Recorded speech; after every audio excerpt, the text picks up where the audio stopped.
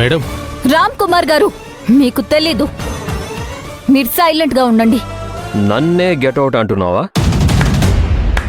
Wow! అంటే ఈ ఇంటి పని మనుషులకిచ్చే గౌరవం కూడా నీ మొగుడికి లేదు గదా? మొగుడు పని మనుషుల కన్నా తక్కువైపోయాడు.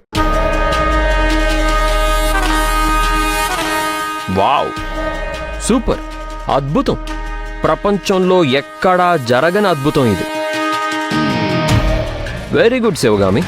ఇంతమంది ముందు తాళి కట్టిన వాణ్ణి అవమానించావు గదా? ఇంత అవమానం జరిగాక ఈ ఒంట్లో ప్రాణానికి విలువే ఉంటుంది. నేను ఇంట్లో నుంచి బయటికి వెళ్ళాలి గదా? చూస్తూ ఉండు. ఈ భూమి మీద ఉంటే నువ్వైనా ఉండాలి, లేదా నేనైనా బతికుండాలి.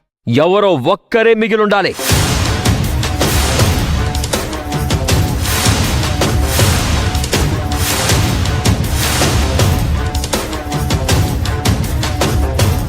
ఈ ఇంట్లో ఒక హత్య జరిగే తీరుతుంది.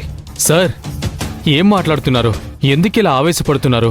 ఇది ఆవేశం కాదు, అవమానం. చెప్పు తీసుకొని కొట్టినట్లు ఇంట్లో నుంచి గెట్అవుట్ అంది కదా? నా మొహం చూస్తూ నీ మేడం బతకలేదు.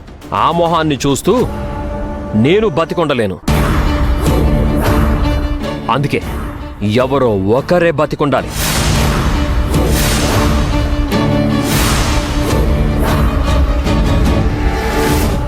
ఈ ఇల్లు వదిలిపెట్టి వెళ్ళాలి కదా? కావాలంటే ఈ భూమినే వదిలిపెట్టి వెళ్తాను. దానికన్నా ముందు ఈ ఇంట్లో ఒక శవాన్ని లేపి వెళ్తాను.